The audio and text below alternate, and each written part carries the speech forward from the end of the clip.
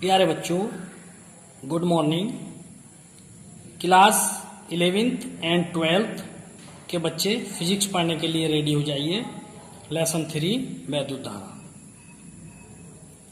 तो देखिए, हमने लिखा है वैद्युत परिपथ के लिए किरचॉफ। एनसीईआरटी की जो बुक है उसमें इसका नाम किरचॉफ आया है, लेकिन पुरानी किताब में किरचॉफ है।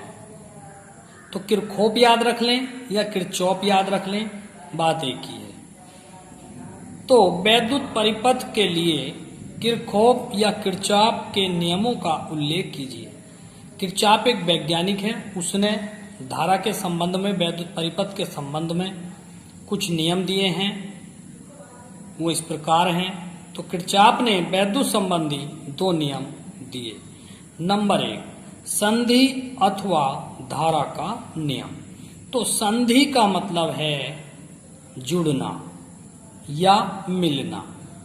आपने सुना होगा जब कभी लड़ाई हो जाती है तो फिर बाद में संधि कराई जाती है, दोस्ती कराई जाती है, उसी को संधि कहते हैं। फिजिकली भाषा में धाराओं का है। तो जब धाराएं किसी स्थान पर या किसी बिंदु पर आकर मिलती हैं तो उसको संधि कहा जाता है।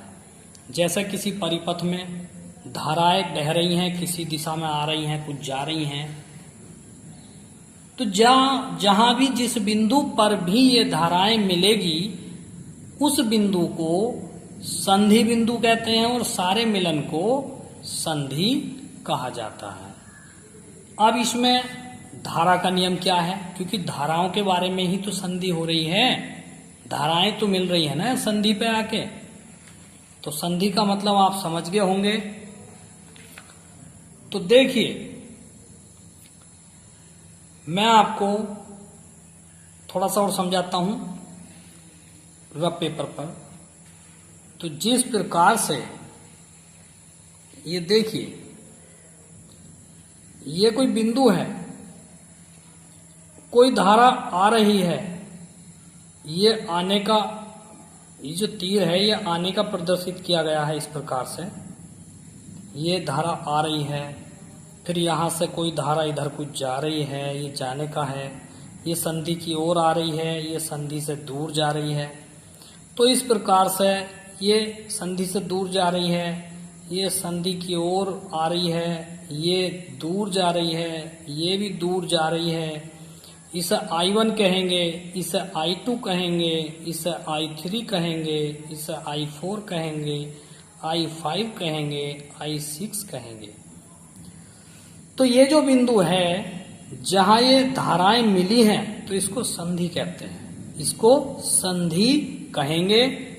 और इन सबको जो ये आ रही हैं इनको धारा कहेंगे। तो देखिए कैसे, अब नियम क्या है। अब इसमें एक चीज और समझें, जो धारा की संधि की तरफ को आ रहे हैं, जो इस बिंदु की तरफ को, जो धाराएं इस बिंदु की तरफ को आ रही हैं वो प्लस चिन्ह के साथ ली जाती हैं, और जो दूर जा रही हैं वो माइनस चिन्ह के साथ ली जाती हैं। तो आप कह सकते हैं I1 के आगे काय का चिन्ह लगेगा, बताओ, प्लस का चिन्ह लगेगा। अब I2 दूर जा रही है तो I2 के पास में काय का चिन्ह लगेगा, माइनस का लगेगा। अब ये 3 भी संधि से दूर जा रही है तो काय का चिन्ह लगेगा, 3 माइनस का चिन्ह लगेगा। I4 संधि की तरफ को जा रहा है तो काय का चिन्ह लगेगा, प्लस का चिन्ह लगेगा। अब I5 संधि से दूर है तो काय का चिन्ह लगेगा, माइनस का चिन्ह लगेगा। अब I6 संधि से दूर जा रही है तो काय का चिन्ह लगेगा, माइनस का चिन्ह लगेगा। तो इन सब का जो बीजगणितीय जो योग बैठेगा वो सब 0 होगा। इसी को संधि का नियम या धारा का नियम कहते हैं। दूसरी चीज है, ये प्लस प्लस वाले एक तरफ ले लो और माइनस माइनस वाले जब एक तरफ लेंगे, जैसे ये माइनस है सबके आगे, ये सब एक साथ ही ले लो। ये minus I2 minus I3 minus I5 minus I6 ये बराबर 0। तो I1 प्लस के I4 जब बराबर करेंगे तो सबके चिन्ह बराबर की तरफ जाकर प्लस हो जाएंगे। तो देखिए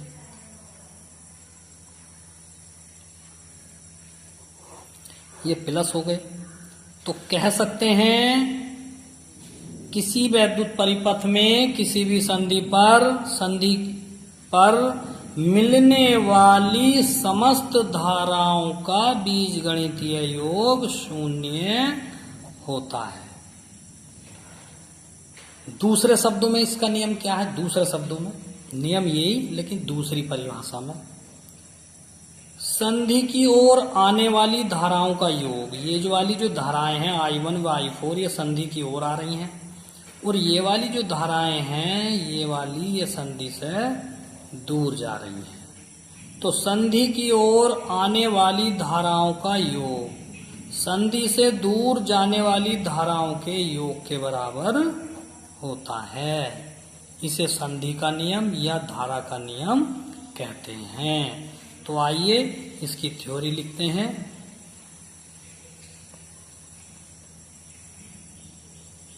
ये चित्र है इसका। तो किरचॉफ ने वैद्युत संबंधी दो नियम दिए, ये लिखी गई है थ्योरी। संधि अथवा धारा का नियम, तो ये चित्र है। तो इस नियम के अनुसार किसी वैद्युत परिपथ में किसी भी संधि पर मिलने वाली समस्त धाराओं का बीजगणितीय योग शून्य होता है। अर्थात I1 प्लस के I5 माइनस के I2 minus I3 minus I4 बराबर 0। इसी प्रकार से या जो प्लस प्लस की थी वो हमने एक तरफ कर ली, जो माइनस माइनस की थी वो हमने एक तरफ कर ली। तो I1 प्लस I5 बराबर I2 plus I3 plus I4, I1 व प्लस I5 ये जो है ये संधि की ओर आने वाली धाराएं हैं, और ये जो है संधि से दूर जाने वाली धाराएं हैं। तो ये आपस में बराबर होता है। तो कह सकते हैं अतः वैद्युत परिपथ की किसी संधि की ओर आने वाली समस्त धाराओं का योग संधि से दूर जाने वाली समस्त धाराओं के योग के बराबर होता है।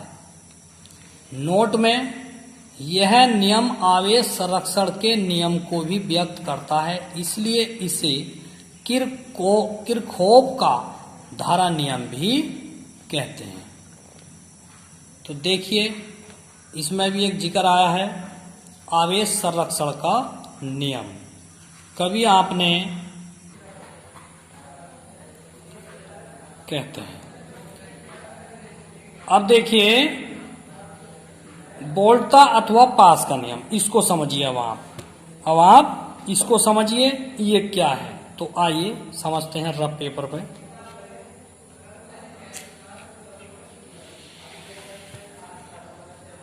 देखिए वोल्टा का क्या नियम है। वोल्टता का मतलब है वोल्ट। अब इसमें क्या है देखिए I और R इन दोनों का जो गुणा है, जैसा I है और हम दोनों की गुणा कर देंगे R की, तो ये E के बराबर हो जाएगा।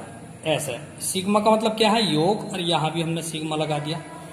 इसको सिग्मा बोला जाता है, ठीक है, सिग्मा बोला जाता है इसको, और इसका मतलब होता है योग। चाहे आप हिंदी में लिख लें, इसको अभी लिख लें, इसको सिग्मा कहते हैं। जो बच्चे नहीं जानते वो लिख लें हाथों हाथ, इसको सिग्मा कहा जाता है, ठीक है। और इसका मतलब होता है योग। जैसे हमने I के आगे सिग्मा लगा दिया तो यह है धाराओं का योग, ठीक है, धाराओं का योग। और R लगा दिया तो ये I और R के गुणनफल का योग बराबर ये विद्युत वाहक बल, ये विद्युत वाहक बल है, फिर इसका योग। तो क्या कहा है, किसी बंद पास के लिए, बंद का मतलब कोई बंद कोठरी है, जैसा मान लो परिपथ है, उसमें धारा बह रही है, कई सारी धारा, ये कई प्रतिरोध हो गए, R1 R2 R3 प्रतिरोध हो गई है, ठीक। इनमें अब धारा बहनी शुरू होगी इस तरह से, तो लास्ट में I1 प्लस I2 हो जाएगा। फिर ऐसे धारा बहेगी, कुछ इधर को बहेगी। तो इसमें क्या कहा है, एक पास तो ये हो गया, एक ये हो गया। तो वैद्युत परिपथ में किसी बंद पास के लिए परिपथ में प्रवाहित धारा, यहां देखेंगे प्रवाहित धारा और उसके संगत प्रतिरोधों के गुणनफलों का योग उसमें उपस्थित विद्युत वाहक बल के योग के बराबर होता है। इसे वोल्टा का नियम भी कहते हैं। ठीक है, तो आइए समझते हैं वोल्टा का नियम। ये चित्र बना हुआ है, देखिए। किसी वैद्युत परिपथ में प्रत्येक बंद पास के लिए विभिन्न खंडों का मतलब है विभिन्न भागों में बहने वाली धारा तथा उसके संगत प्रतिरोधों के गुणनफलों का योग उस पास में कार्य करने वाले विद्युत वाहक बलों के बीजगणितीय योग के बराबर होता है, अर्थात सिग्मा आई आर बराबर सिग्मा ई नॉट। इसे किरचॉफ का वोल्टता का नियम भी कहते हैं।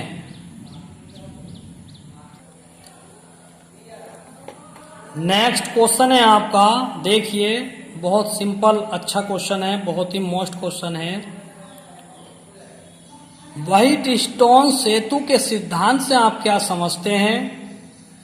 इसका परिपथ आरेख बनाइए तथा किरचॉफ के नियम से इसके संतुलित होने का प्रतिबंध का व्यंजक प्राप्त करो। तो आइए, व्हाइटस्टोन सेतु का सिद्धांत ये क्या होता है?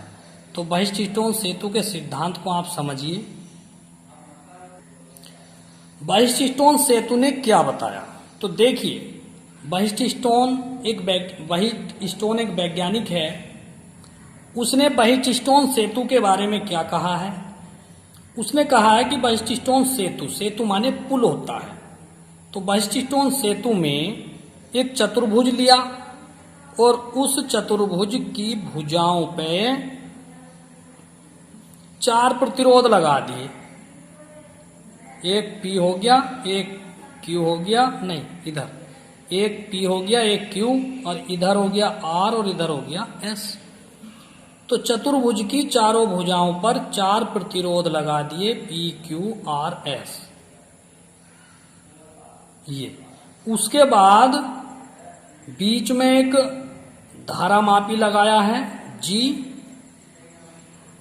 चलो जी हाँ लिखेंगे ऐसे, G लगा दिया गया है।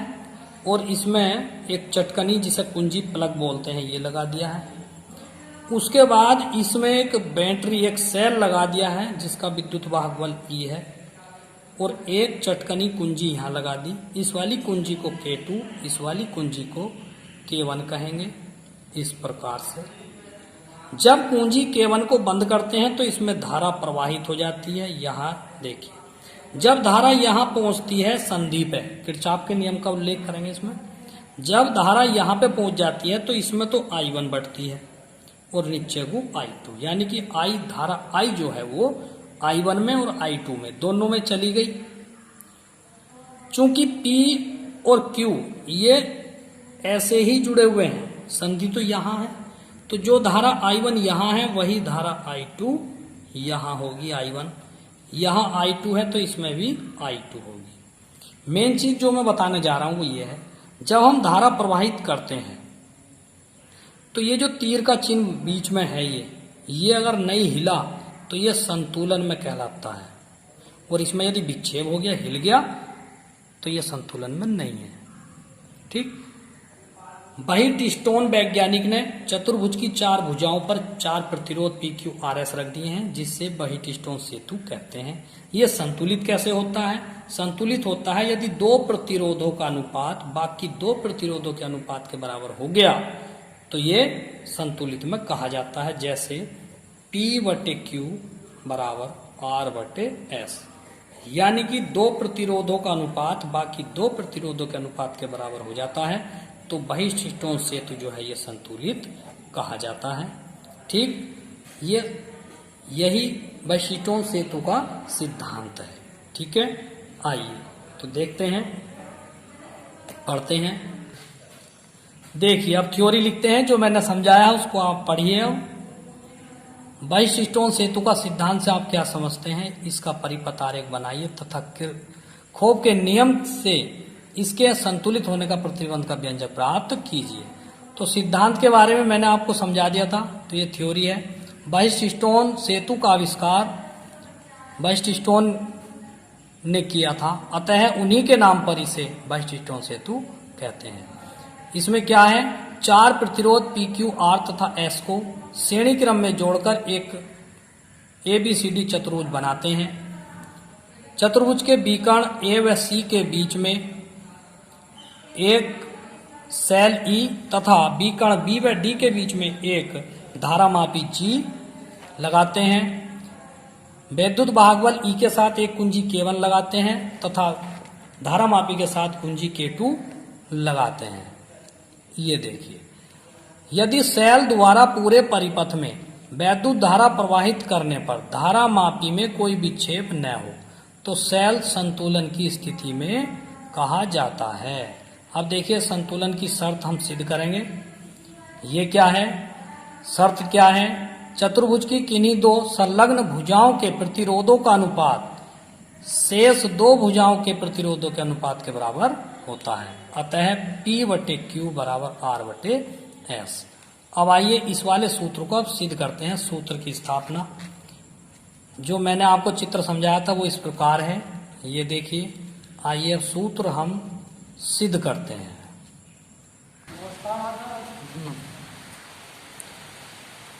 जब कुंजी K1, जब कुंजी यहाँ पे हमने ये कुंजी है, ये कुंजी ये है K2 और ये है K1, तो जब कुंजी K1 को दबाते हैं तो पूरे परिपथ में धारा प्रवाहित हो जाती है और धारा A पर पहुंचकर 2 भागों में बढ़ जाती है, 2 भागों में I1 व I2 में बढ़ जाती है। अब ये जो धारा I1 है, धारा I1 भुजा AB ये लिख रहा है वह BC में तथा धारा I2 AD तथा CD में प्रवाहित होती है। ये प्रतिरोधों PQRS को इस प्रकार जोड़ते हैं, ये जो प्रतिरोध हमने जोड़े गए हैं इनको इस प्रकार जोड़ते हैं कि इसमें ये जो धारामापी G है इसमें कोई विक्षेप न हो, और जब इसमें कोई विक्षेप नहीं होगा कोई धारा नहीं बहेगी। जब कोई विक्षेप नहीं होगा तो कोई भी धारा नहीं बहेगी। तब बंद पास ABDA में, बंद पास ABDA में देखिए तो I1P यहाँ जोड़ेंगे, पोलता का नियम लगाएंगे दूसरा, तो I1P और प्लस ऐसा आएंगे, इसमें कोई धारा है ही नहीं तो 0G।